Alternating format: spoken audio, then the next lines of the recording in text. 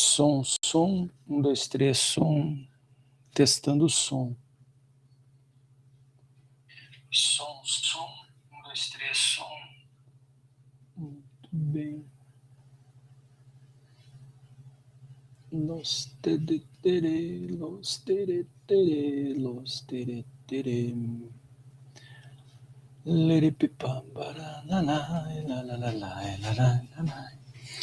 La la la la la la la.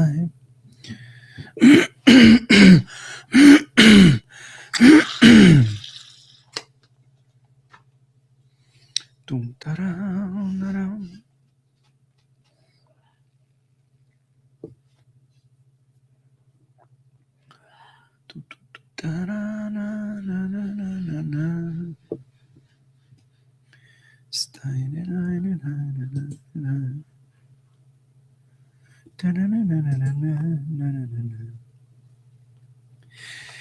Bom, olá a todas, olá a todos, sejam todas e todos bem-vindos, bem-vindas para mais uma manhã de leitura, leitura rente ao texto, dialogada com o texto. Nessa série de leituras que a gente vai começar hoje, nos textos, em alguns textos do antropólogo Darcy Ribeiro. Acho que é necessário. Nesse momento que está se falando tanto politicamente no Brasil sobre mestiçagem, o debate está posto sobre parditude, negritude e mestiçagem. Creio que a leitura de Darcy Ribeiro pode ser bastante esclarecedora, bastante elucidativa para essa questão, tá bem?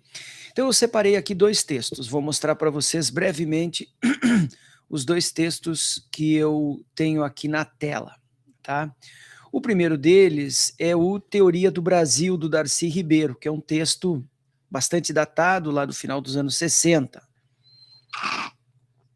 Eu vou começar hoje a leitura desse texto, mas não lendo o próprio Darcy Ribeiro. Pretendo ler o prefácio, que é do antropólogo Mércio Pereira Gomes. Eu tenho um livro dele de antropologia que usei muito nas minhas aulas, professor da Federal do Rio de Janeiro. A gente vai ler o prefácio dele ao livro do Darcy Ribeiro, apresentando o livro, o autor, a teoria e a datação até mesmo dessa teoria. Mas na sequência eu vou criar uma playlist no Canil.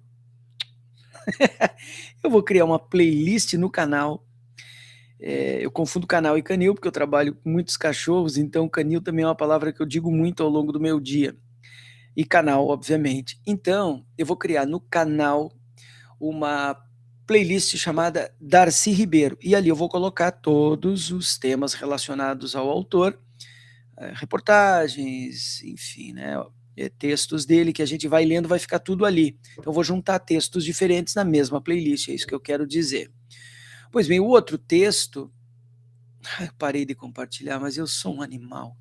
O outro texto é esse aqui, ó, Darcy Ribeiro, O Povo Brasileiro. Tá aqui, ó, tá na tela. O Povo Brasileiro. Esse texto aqui já é outro quilate. O Povo Brasileiro, eu tenho aqui a edição que é a 11ª reimpressão, Companhia das Letras de Bolso, é aquela ediçãozinha pequenininha, tá? E a gente vai ler na sequência, começando pelo começo, pelo prefácio e pela introdução, que são extremamente sinceras, viscerais, escritas pelo próprio Darcy Ribeiro. Perfeito? Então, combinado, vai ser assim. Então, o Povo Brasileiro fica para uma próxima intervenção. Mas hoje a gente vai começar pelo a teoria... Não tem o artigo, né? Teoria do Brasil, do Darcy Ribeiro, prefácio do professor Mércio Pereira Gomes. Deixa eu dar mais uma conferidinha no som. Teoria do Brasil, do Darcy Ribeiro. 100% louco de bom. Então, notem, eu vou correr aqui as páginas pré-textuais e a gente vai mexer hoje no prefácio do Mércio Pereira Gomes apresentando o autor. Acho que essa discussão também é introdutória até mesmo para depois se ler O Povo Brasileiro, tá? Aqui os Correios, assinado pelos Correios, empresa que hoje está em frangalhos. Depois tem uma um texto da Petrobras, Petróleo Brasileiro S.A., que devem ser fundos financiadores dessa pesquisa, dessa publicação. Depois tem uma apresentação e um prefácio, que a apresentação é da própria editora e o prefácio do Mércio Pereira Gomes. Comecemos, então, pela apresentação da Fundação Darcy Ribeiro. Brevemente, sem muito atrito. A Fundação Darcy Ribeiro realiza, depois de 50 anos, o sonho sonhado pelo professor Darcy Ribeiro de publicar a coleção Biblioteca Básica Brasileira, BBB, que não é aquilo que você pensou, mas é isso aqui. A BBB foi formulada em 1962, quando Darcy tornou-se o primeiro reitor da Universidade de Brasília, a UNB. Foi concebida com o objetivo de proporcionar aos brasileiros a biblioteca, um conhecimento mais profundo de sua história e de sua cultura. Darcy reuniu um brilhante grupo de intelectuais e professores para juntos criarem o que seria a Universidade do Futuro, que era como ele imaginava a UNB. Era o sonho de uma geração que confiava em si, que reivindicava, como Darcy fez ao longo da vida, o direito de tomar o destino em suas mãos. Olha aqui como era heróica a compreensão do Darcy Ribeiro. Outra razão que me motiva a ler Darcy Ribeiro publicamente é o fato que eu já tenho comentado com muitos de vocês, que eu passei 7 anos e meio na graduação, que eu fiquei muitos anos na graduação, tinha que trabalhar para estudar, e em 7 anos e meio eu nunca ouvi falar em Darcy Ribeiro. Ele era completamente vedado na graduação que eu fiz. Então é importante que se retome sempre que necessário, porque pode haver estudantes, aí eu vejo que muitos deixam comentários, mandam direct no YouTube dizendo, estou fazendo graduação e a tua leitura tem ajudado na compreensão do texto, aí o cara pega lá um seminário, vem no vídeo, olha o vídeo e se enriquece para o seminário. Era o sonho de uma geração que confiava em si e reivindicava, como Darcy fez ao longo da vida, o direito de tomar o destino em suas mãos. Dessa entrega generosa nasceu a Universidade de Brasília e, com ela, muitos outros sonhos, projetos como a BBB, a Biblioteca Brasileira, Básica Brasileira. E é básico esse texto. Darcy Ribeiro está na base de qualquer intelectual brasileiro. Em 1963, quando ministro da Educação, que ele foi, Darcy Ribeiro viabilizou a publicação dos primeiros 10 volumes da BBB com tiragem de 15 mil coleções, ou seja, 150 mil livros. A proposta previa a publicação de 9 outras edições com 10 volumes cada, pois a Biblioteca Básica Brasileira seria composta por 100 títulos. A continuidade do programa de edições pela UNB foi inviabilizada devido à truculência política do regime militar. Com a missão de manter vivos o pensamento e a obra de seu instituidor, e sobretudo comprometida em dar o prosseguimento às suas lutas, a Fundação Darcy Ribeiro retomou a proposta e a atualizou, configurando assim uma nova BBB. Aliada aos parceiros Fundação Biblioteca Nacional da editora UNB, a Fundação Darcy Ribeiro constituiu um comitê editorial que redesenhou o projeto, com a inclusão de 50 novos títulos. A coleção atualmente apresenta 150 obras, totalizando 18 mil coleções, o que perfaz um total de 2.700.000 exemplares, cuja distribuição será gratuita para todas as bibliotecas que integram o Sistema Nacional de Bibliotecas Públicas e ocorrerá ao longo de 3 anos. Isso lá na origem, quando foi publicada. A BBB tem como base os temas gerais definidos por Darcy Ribeiro: o Brasil e os brasileiros, os cronistas da edificação, cultura popular e cultura erudita, estudos brasileiros e criação literária. Impulsionados pelas utopias, eu não gosto dessa palavra, porque eu acho que essa palavra diminui, né, muitas vezes o sonho e a luta de alguns, porque não é uma utopia. Utopia é acreditar que a sociabilidade na qual a gente vive é possível, ela não é possível, ela é distópica, tá? E isso é uma distopia. Uma luta real e concreta por uma sociedade que transcenda essa sociabilidade que a gente vive é sim uma luta possível, necessária, então não se trata de uma utopia, mas ok, né, tudo bem, não era uma utopia que Darcy Ribeiro viveu, Apresentamos ao Brasil e aos brasileiros, e com apoio dos Correios e da Petrobras, por isso aqueles textos lá introdutórios, protocolares, um está em frangalhos, a outra está espicaçada. No âmbito da Lei Rouanet, olha ela aí, ó, um valioso trabalho de pesquisa com o desejo de que nos reconheçamos como a nova Roma. Olha essa ideia aqui, ó, essa ideia aqui, cara, isso aqui, olha, porém melhor, porque lavada em sangue negro, sangue índio e tropical. A nação mestiça, tá aqui, ó. Isso aqui é que eu quero levantar, e nada é mais lúdico e necessário do que ler Darcy Ribeiro para compreender, cara, essa nação mestiça que a gente vive, importar teorias da negritude prontas dos Estados Unidos, onde houve apartheid concreto na lei, que aqui não teve, onde lá perfaz um racismo de origem, one rule drop, uma gota de sangue basta para que você seja considerado negro. Aqui não, nosso racismo, como diria Horaci Nogueira, é de marca. Você pode ser preto, preto retinto, moreno, 136 cores foram identificadas no PNAD de 1976. O Brasil é muito mais mestiço do que apenas 2 tons de cinza, que revelam ao mundo como uma civilização vocacionada para a alegria, a tolerância e a solidariedade. Paulo de F. Ribeiro, presidente da Fundação Darcy Ribeiro, quando então desse texto, tá? E agora nós vamos para a leitura propriamente dita, que é o texto do prefácio do professor Mércio Pereira Gomes, que é um baita antropólogo, um autor que eu já li muito e ensinava os alunos com base no seu texto, muito claro, muito didático, excelente autor, tá? Quando Darcy Ribeiro sofreu o segundo exílio, pois voltara ao Brasil em setembro de 1968, em 13 de dezembro veio o ato institucional número 5, achando que o movimento de massa que desencadeara no país em meados daquele ano iria derrubar a ditadura militar, não foi o que aconteceu, a ditadura se asseverou, mas ao contrário, recrudesceu com a AI-5, já tinha em mente a preparação desse livro, o 5º de sua série Estudos de Antropologia da Civilização. Este livro, Teoria do Brasil, concebera-o no processo de elaboração de 4 livros anteriores, o Processo Civilizatório, que é belíssimo, mas é a primeira grande obra teórica, um clássico do Darcy Ribeiro. Esse eu li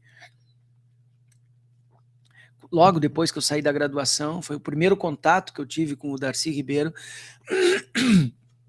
As Américas e a Civilização, não li. Os Índios e a Civilização e Dilema da América Latina, com a intenção de dar estofo teórico ao que seria seu próximo livro da série, desta vez sobre o Brasil e sobre o povo brasileiro.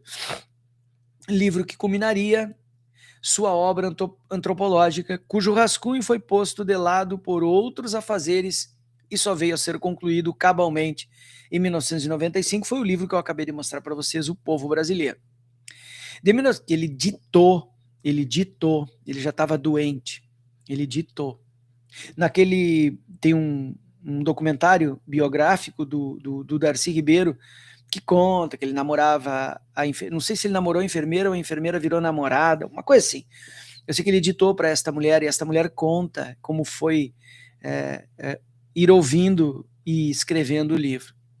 De 1964 a 1972, Darcy experimentou os anos mais profícuos de sua carreira como antropólogo e como teórico da educação. A educação deveria ler Darcy Ribeiro muito mais.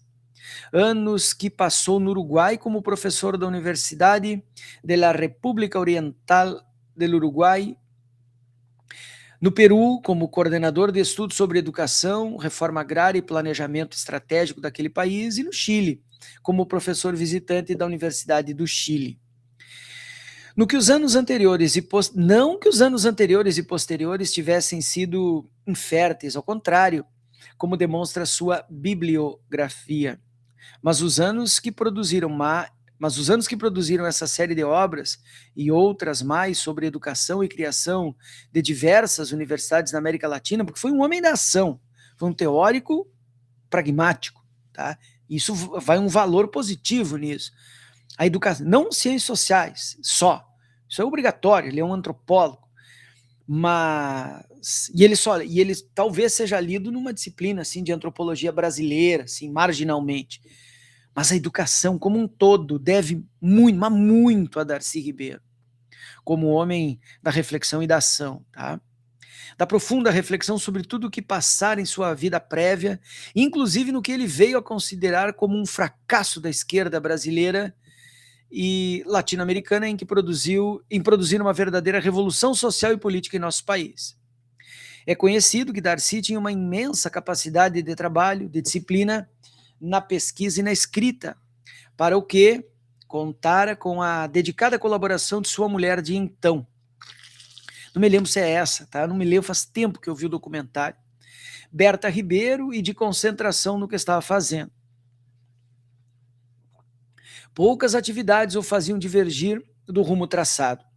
Apenas a ansiedade por retomar a trilha do desenvolvimento do Brasil e do povo brasileiro, em sua luta pela ascensão social e cultural, o distraía momentaneamente de sua tarefa intelectual. Eis que, em alguns anos, Darcy produziu, com esses estudos, a mais consistente obra antropológica já realizada por um brasileiro. Tá vendo? É importante essa primeira leitura desse prefácio do professor Mércio para apresentar o autor e para apresentar o tamanho desse autor, tá vendo?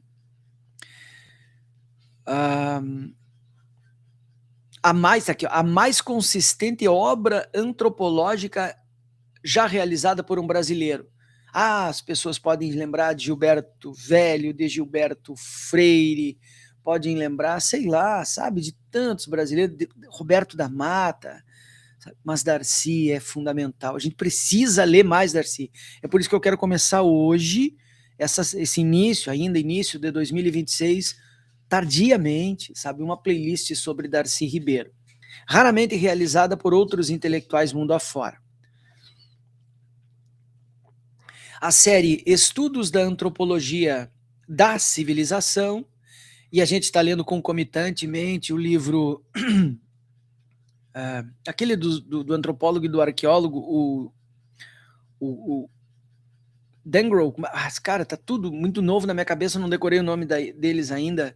O nome da playlist, cara, que nós temos aqui, nós estamos vendo sobre a ocupação humana da Terra, o nascimento da civilização humana, né, da saga humana na Terra, quer dizer, extremamente antropológico, tá tudo lá na playlist, antropologia, trabalho de campo e etnografia lá, tá? Então é uma antropologia da civilização. Eu gosto de ler livros concomitantes, porque um vai alimentando o outro, dando vontade de ler no outro e fazendo correlações, porque o importante é fazer essas correlações. É um verdadeiro tour de force de um pensamento que parte da episteme, tem um acento, antropológica e se lança por todas as ciências sociais, especialmente a história, a sociologia e a ciência política. Nesses 5 estudos, o grande tema intelectual é a civilização, ou seja, como organização social, política, econômica e cultural, seja como destino a ser alcançado por todos os povos, destino que transcenderia o sistema capitalista vigente. E hoje, a gente percebe que uma antropologia pós-humanista, vejam só, hein, cara, uma antropologia pós-humanista é aquela que realmente está pensando em transcender a atual sociabilidade capitalista, que é desumana. Então, só uma antropologia pós-humanista consegue fazer isso. E o meu estudo pós-doutorado, em 2024, eu mergulhei nesse campo, né, da antropologia da percepção e dos sentidos, de uma antropologia pós-humanista, sabe? Uma antropologia para além do humano, entendeu? Então, eu tô nessa vibe, tá? E eu acho que Darcy Ribeiro já lá começava a falar disso.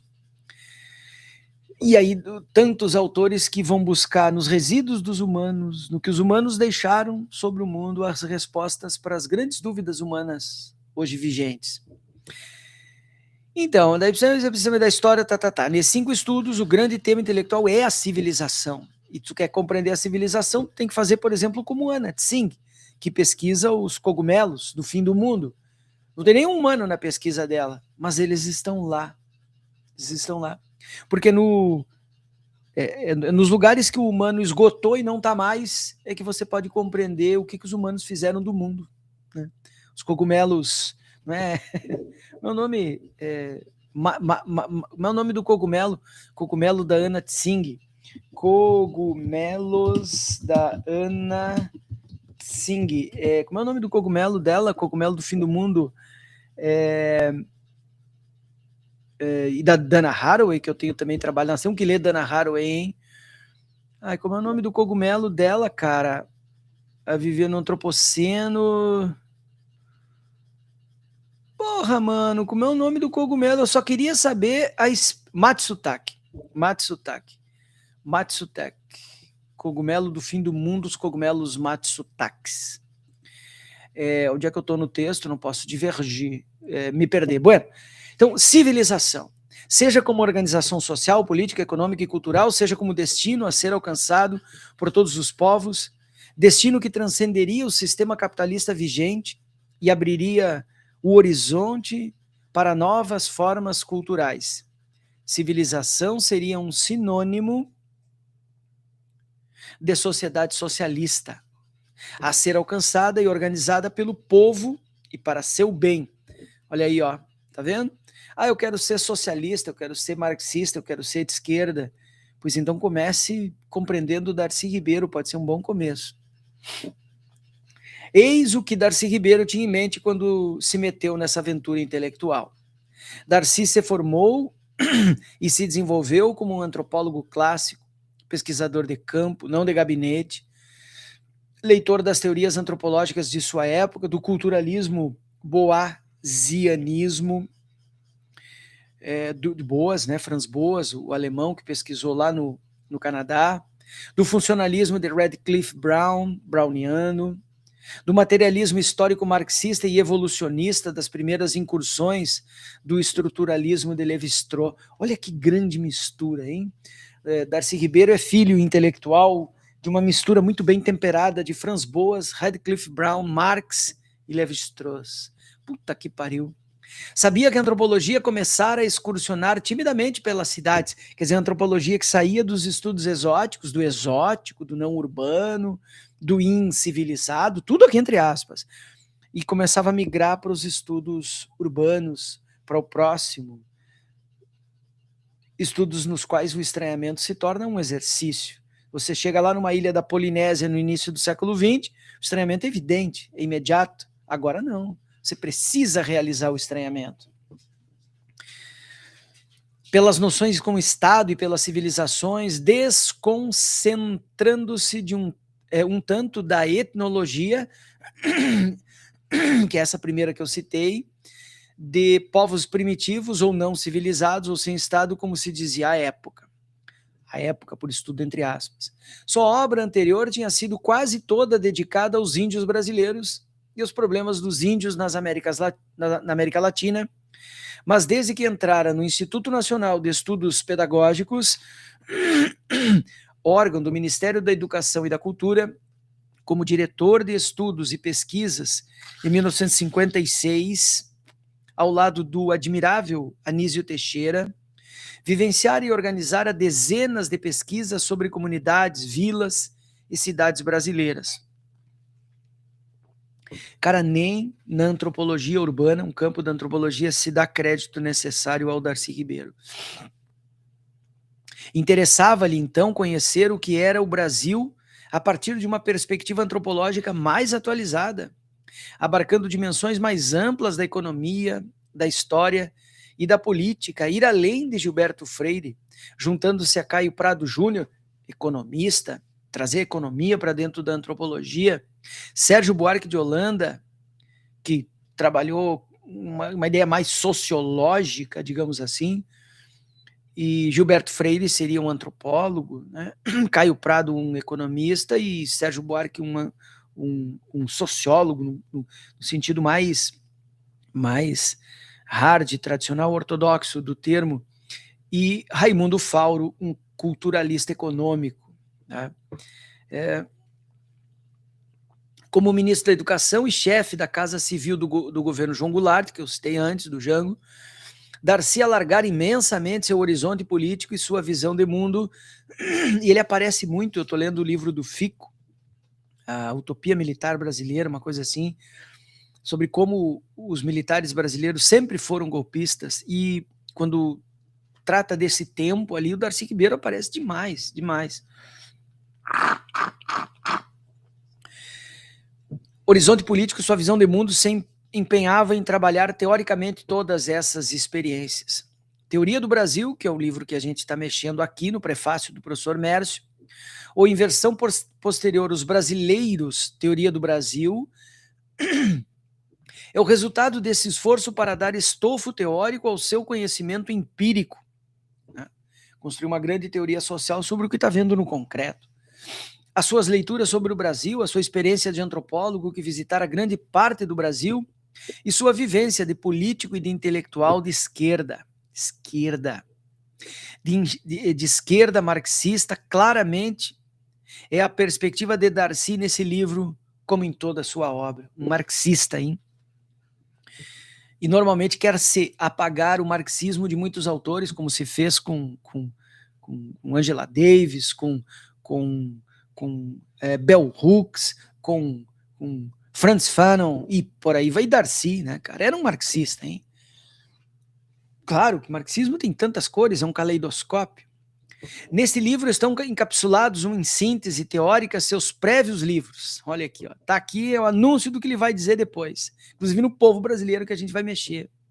Aqui se lê como se deram as configurações histórico-culturais do Brasil e por comparação de diversos países da América Latina ao longo de seu desenvolvimento, como as formações socioeconômicas foram estabelecendo e conformando as classes sociais e a desigualdade social pela exploração dos povos ou etnias formadores, especialmente os índios e os negros, e como tudo isso foi ordenado politicamente em um Estado que nunca perdeu sua tradição patrimonialista pela violência e pela sagacidade de uma elite duplamente econômica e patrimonialista, que Darcy cognomina de patronato e de patriciado.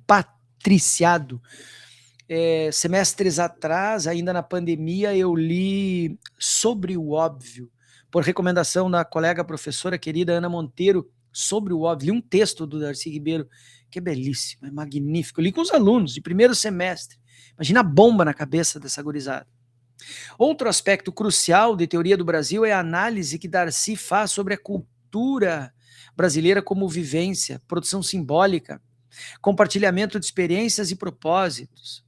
Interessa-lhe saber como os povos e etnias que aqui aportaram, ou, no caso dos índios que aqui estavam, se relacionaram uns com os outros, não somente pela via do trabalho e da produção, mas pelo relacionamento pessoal e afetivo. Olha que profundo, só um antropólogo pode fazer isso. Longe de Darcy está a ideia de que a mestiçagem brasileira se deu de forma consensual, que é o grande problema quando se fala de mestiçagem. O movimento negro quer dizer, mestiçagem foi violência e genocídio. Então, enquadre-se como negro, negue esse pertencimento e essa vertente. E há toda uma teoria, a teoria da parditude, que diz, não, calma, a mestiçagem não foi só violência, foi sobretudo, majoritariamente, violência e genocídio, estupro e tudo mais, sevícia. Mas mais contemporaneamente não foi tanto assim. Então há um Brasil mestiço, há um Brasil que é possível ser interpretado sem a violência. Mas o Darcy não quer edulcorar, não quer romantizar isso também, que é o que não se pode fazer, e é o que o Mércio está chamando a atenção aqui. Não foi consensual, como deixa transparecer, às vezes, Darcy Ribeiro no Casagrande Senzala. Não, Gilberto Freire no Casagrande Senzala. Mas longe dele está a acusação de que o Brasil teria sido formado pelo estupro das mulheres indígenas, só por isso. Embora no caso das mulheres africanas a compulsão tenha sido a regra geral, como eu falei, sobretudo e majoritariamente, mas não exclusivamente, só isso. E a gente precisa ler Darcy Ribeiro. a gente precisa ler Darcy Ribeiro.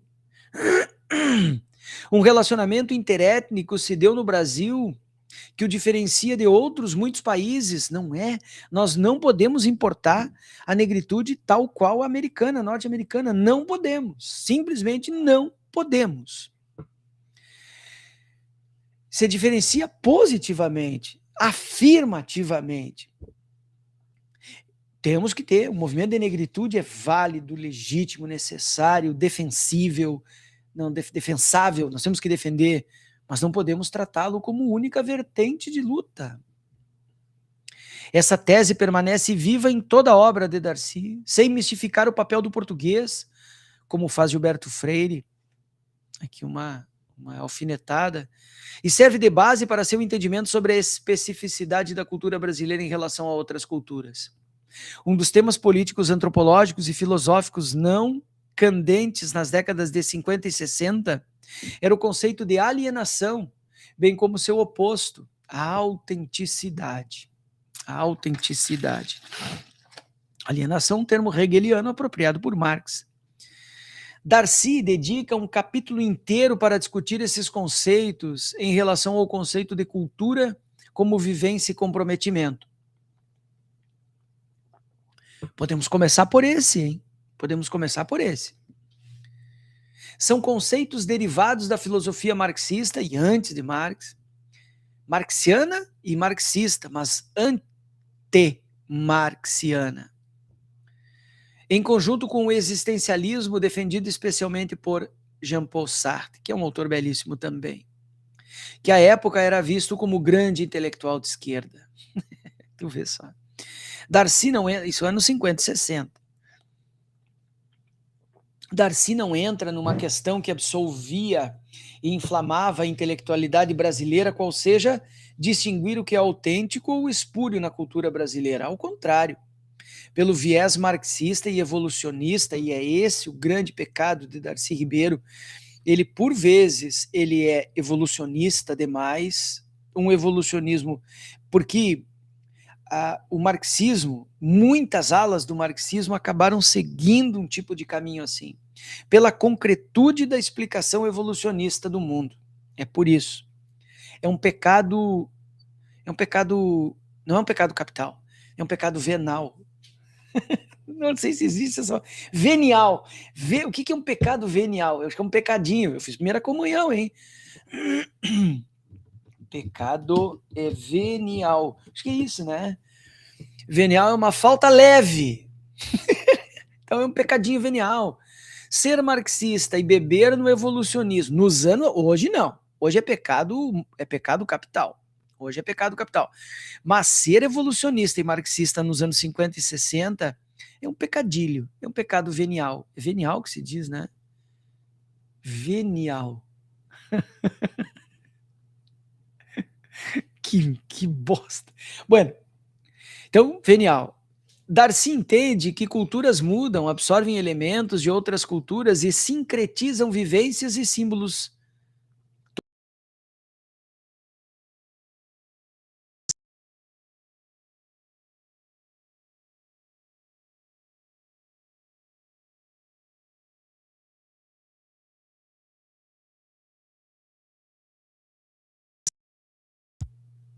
Aqui eu caí, não sei porquê, não sei explicar, caí, mas voltei, tá? Caí, mas voltei. Estamos de volta. Então vou voltar para o início da frase. Acho que não perdi nada.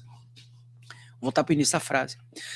Só quando a diferença entre culturas é muito grande é que a imposição de uma sobre a outra resulta na submissão e no desnorteamento daquela submetida. No caso, tem interpenetrações, apropriações culturais, reapropriações, sobreposições culturais. Nesse caso, a cultura submetida muda, se a cultura, entre aspas, aqui o Mércio coloca, dizia-se à época e sintetiza elementos não autênticos à sua estrutura. É preciso ficar atento aos perigos da perda de autenticidade. Pode-se ouvir nas entrelinhas do texto de Darcy. O tema da autenticidade na cultura perdeu vigor e sentido nos anos seguintes, sobretudo por causa da prevalência do pensamento pós-moderno. Foucault derrotou o Sartre. Aqui em um sentido lógico, metafórico, figurado. O francês Foucault acabou sobredominando a teoria sartreana com o pós-estruturalismo e tal, de Foucault. Aos poucos tudo foi aceito na cultura brasileira, dos gêneros musicais à comida, de formas de comportamento a políticas públicas. Puta, essa sim, cara, eu dou aula de política pública. Essa foi assim, absolutamente cooptada. E não se fala mais em alienação. O mundo mudou, certamente, mas o mundo ainda mudará mais. E a falta de sentido em que vivemos começa a pressionar sobre nossa vida. E os sinais de que precisamos fazer sentido de nossa cultura e sermos autênticos estão surgindo por aí. A discussão apresentada por Darcy em seu livro não está perdida na poeira da história. Darcy se assume um pensador marxista, mas foge claramente daquilo que já se chamava marxismo vulgar. Eu não gosto dessa expressão, tá? Eu acho que a gente tem que ser mundano, vulgar, em todos. Acho que Marx era um marxista vulgar, sabe? E isso é ótimo. Esse é o marxismo mais autêntico, mais real, mais concreto, mais lúcido, mais interveniente, menos subserviente. Muito menos a sua variante economicista. Isso nunca, isso nunca, isso nunca, nunca. Isso é uma bobagem. De quem não entendeu Marx. Isso é o apego à filosofia marxista como se fosse uma fórmula. Isso aqui era muito em voga nos anos, pelo domínio da União Soviética, não é, cara? Os manuais de marxismo e de método cooptou muito, conquistou muito coração e mente e fez um estrago tremendo, como diz o professor José Paulo Neto.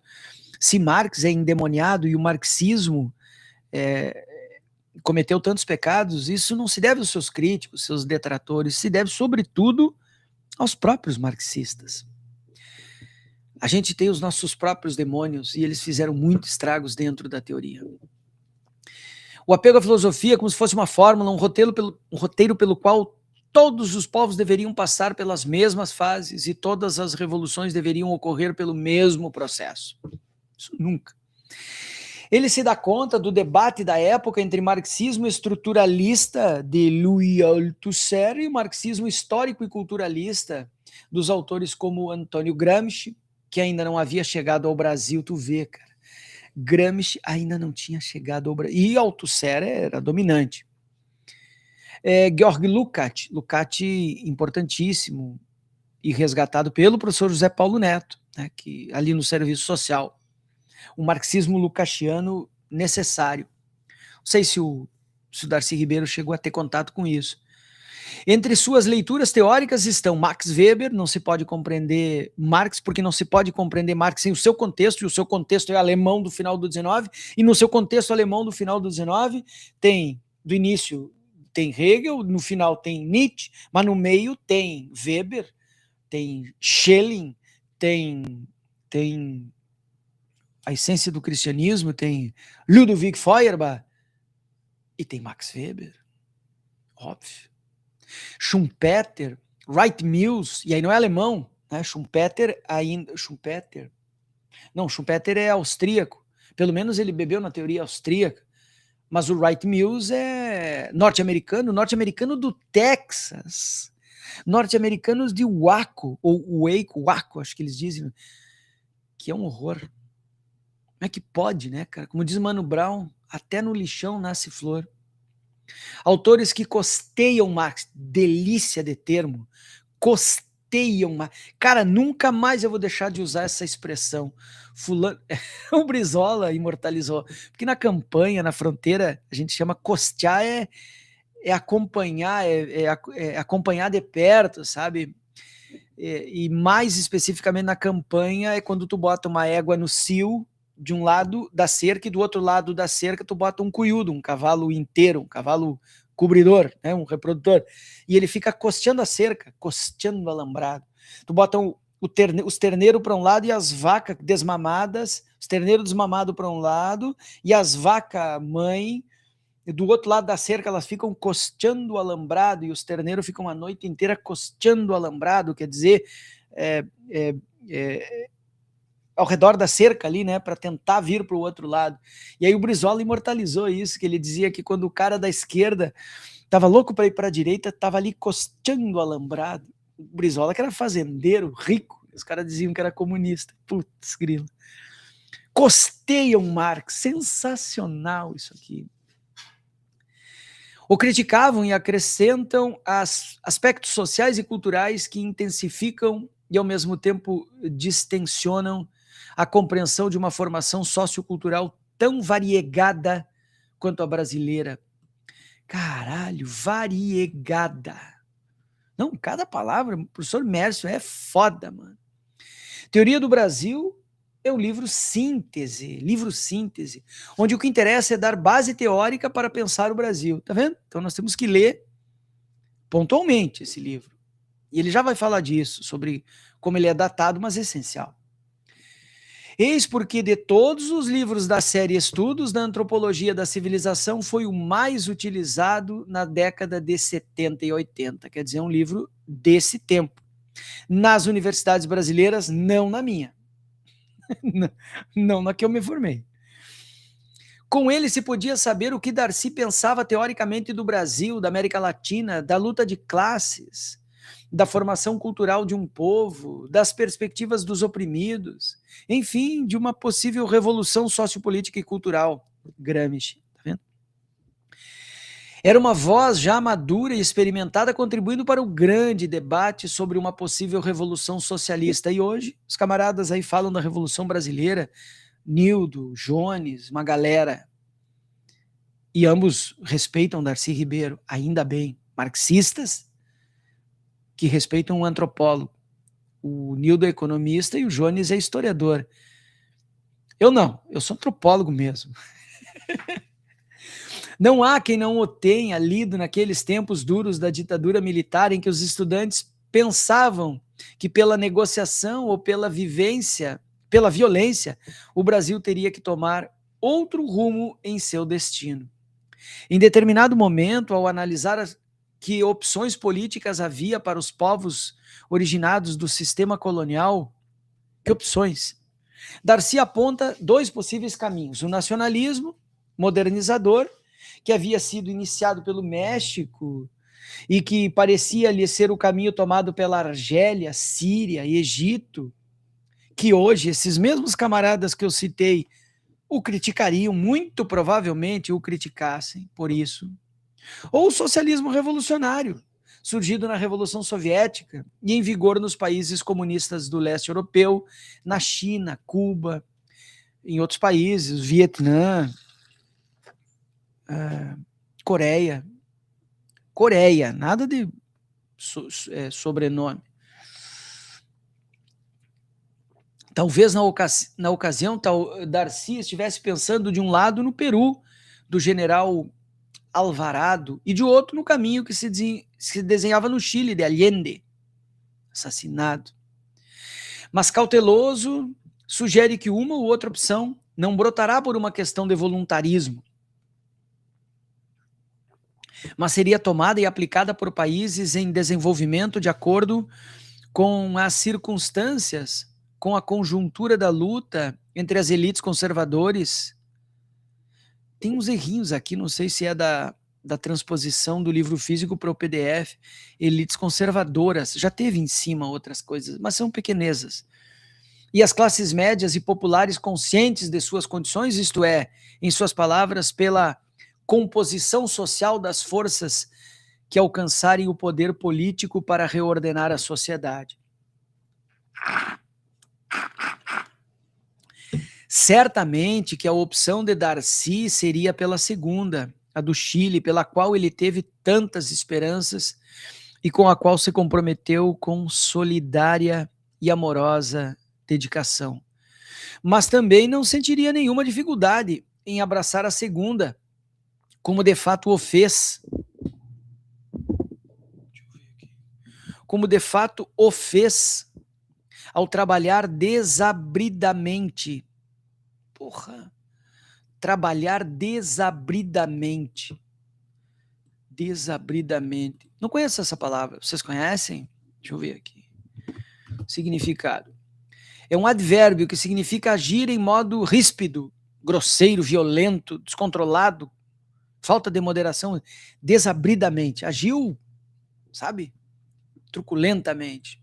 Cadê o livro? Cadê o livro? Está aqui. Desabridamente. Pela reforma agrária, porque por isso tem que agir desabridamente. Pelo planejamento socioeconômico estratégico no Peru de Alvarado. O que não faltavam em Darcy eram as veias do iracundo e do trabalhador. Puta que pariu, mas que prefácio, hein, cara?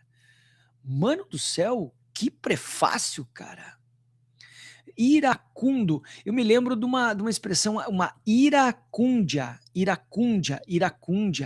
Isso eu já ouvi, mas iracundo não.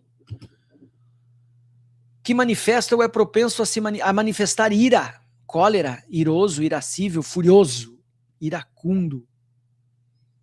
Iracúndia é a ira, então. As veias do iracundo. O que não faltavam em Darcy eram as veias do iracundo. Tinha raiva, denodo, era um homem, um intelectual sanguíneo, né, cara? Muito bom. Teoria do Brasil é um livro de sua... Aqui ele termina, ó, tá? E aqui ele dá o carimbo que eu estava esperando, tá? Teoria do Brasil, que é esse livro que a gente está mexendo, e a gente vai mexer no capítulo que fala sobre alienação, talvez a gente comece por ele. É um livro de sua época, pronto. É um livro datado. Por isso que eu tô a fim de começar pelo povo brasileiro, que é do caralho. Como são os clássicos de Gilberto Freire, Celso Furtado, Sérgio Buarque de Holanda. Como livro de debate, há que ser lido com o olhar da perspectiva histórica e contextual de uma época que já não é a nossa. E já não é também a nossa a qual o meu professor Mércio se refere. Eu não sei de que ano é isso aqui. Será que tem a data ali embaixo? Cara, tinha que ter data. Prefácio tem que ter data, mano. Esse PDF aqui foi editado em 2014. Será que é dali? Não sei. Prefácio tem que ter data, na assinatura, sabe? O livro é de 68. Acho que o Mércio é um cara da minha idade, um pouco mais velho que eu. Em 68 e 70 ele não escreveria isso aqui. Talvez seja de 94, o prefácio, ou 14, sei lá.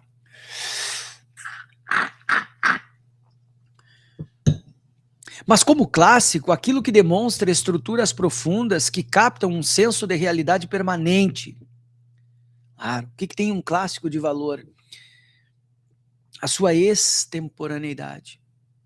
É isso. Isso na definição daquele conservador lá, o do não podemos tolerar a tolerância. Tem aqui no canal essa definição. Deixa pra lá. Não pode deixar de ser lido porque nos ilumina a sabedoria intelectual, ilumina de sabedoria intelectual, de vivência política e, por cima disso, de dedicação e amor por um Brasil mais igualitário, mais feliz, que Darcy persignava a ajudar a construir. Professor Mércio Pereira Gomes, é antropólogo e professor da UFRJ, Universidade Federal do Rio de Janeiro. Que prefácio, cara, que prefácio delicioso, não tem outra palavra. Persignava. O que é persignar? Deixa eu procurar primeiro persignar, vamos lá. Persignar. Tem que fazer uma leitura esclarecedora, né, mano? É um rito católico de oração. Pequenas cruzes com o polegar direito na testa para afastar os maus pensamentos, na boca para evitar as más palavras e no peito para livrar das más obras. Isso. Eu quero no dicionário laico, leigo. Não, também, cara. Cara, que do caralho, ele persignava, ele queria se livrar disso, né, cara? Viu como eu tinha que falar em pecado venial, viu? Vocês estão rindo ali, ó. Tinha que falar em pecado venial. Então vamos ver aqui o índice para mais ou menos prenunciar o que a gente vai ler no futuro. Ali, ó. Formações do processo histórico, ordenação sociopolítica, cultura e alienação. Tá aqui, ó. Eu começaria antes eu começaria a ordenação sociopolítica, o processo histórico brasileiro. Esse aqui seria o capítulo pelo qual eu começaria. Mas depois do prefácio e a influência da leitura do professor Mércio, eu deveria começar pelo item 4. Eu não vou ler esse livro na íntegra, óbvio que não, né, pelas razões expostas no final do prefácio, como vocês viram. Mas eu acho que esse capítulo aqui, cara, ele é muito curtinho, meu. Ele tem ele tem 30 páginas. 30 páginas. Duas sessões de leitura, tá morta a cobra. E a ordenação sociopolítica brasileira, o processo histórico brasileiro tem 17 páginas. A gente vai ler esses agora, olhando de agora em perspectiva, a gente vai ler esses 2 trechos, tá? Penso em ler esses 2 trechos. Quem quiser o PDF, manda e-mail para chimarrãomarxista@gmail.com que eu mando esse PDFzinho aqui achado na rua, porque bandido bom é bandido que pega o PDF e bota na internet para a gente ler. Contém ironia, hein, por favor. Deixa eu deixar aqui a capa. Tá bem, meus caros? Então tá bom. Por hoje era isso, por agora era isso, tá? Agora bora pro chimarrão, depois tem leitura de novo, hein? Depois tem leitura de novo. Mais um trechinho do... Puta, não me lembro do nome da leitura que nós estamos lendo lá. Uma nova história da humanidade lá, como é que é? Que sei eu. Enfim. Muito obrigado a todos, muito obrigado a todos. Um forte abraço, fiquem bem, não se esqueçam. Bebam água, se alonguem, leiam, preservem vínculos e se organizem em coletivos. A luta, camaradas. Abraços.